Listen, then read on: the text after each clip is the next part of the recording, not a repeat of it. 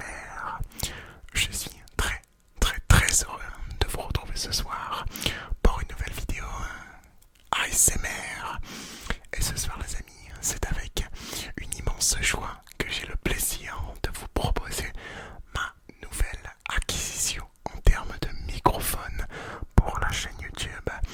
C'est depuis, on va dire facilement plus de 3 ans que j'ai envie de tourner la chaîne vers une nouvelle vision des choses en termes de qualité audio, que j'ai envie de changer, d'innover, parce que ça fait depuis 2017 maintenant que exclusivement sur cette chaîne YouTube j'utilise ce micro, le Blue Yeti classique. Pour le coup, c'est d'ailleurs pas le premier Blue Yeti que j'utilisais durant mes premières vidéos, mais un deuxième Blue Yeti que j'ai acheté entre temps, puisque le premier m'avait lâché, il était déjà un peu plus vieux. Donc voilà, bref, j'ai exclusivement utilisé ce micro depuis bientôt plus de 4 ans sur la chaîne YouTube. Et aujourd'hui, j'ai enfin reçu un nouveau micro. Vous l'avez vu dans le titre, c'est le Zoom H5. Alors, pourquoi j'ai décidé de choisir le Zoom H5? Alors, pour plusieurs choses. Tout d'abord, je vais vous le montrer. Il s'agit tout simplement de ce micro-là. On va l'unboxer durant cette vidéo, et en l'unboxant, je vais vous dire tout simplement pourquoi j'ai opté pour ce micro-là. Alors, ce qu'il faut savoir, c'est que au début, récemment, je voulais changer d'abord pour un Blue Yeti X, mais je me suis dit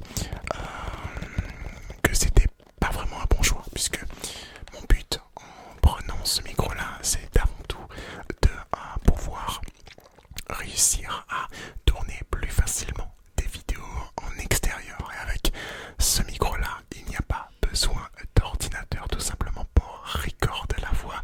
Tout se passe sur carte mémoire, donc il n'y a pas besoin de périphérique externe ou je ne sais quoi. Tout se passe avec le micro, donc c'est réellement déjà un plus. C'est réellement déjà aussi une des raisons pour laquelle j'ai décidé donc de partir sur ce micro-là.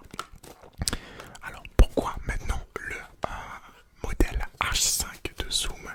Tout simplement parce que à la base je voulais partir sur le Zoom H4n Pro, mais il s'est avéré que le modèle H4n Pro et le modèle H5 étaient tout simplement au même prix. Alors je me suis dit tiens, je vais aller demander à un collègue, un ami, un youtubeur, son avis.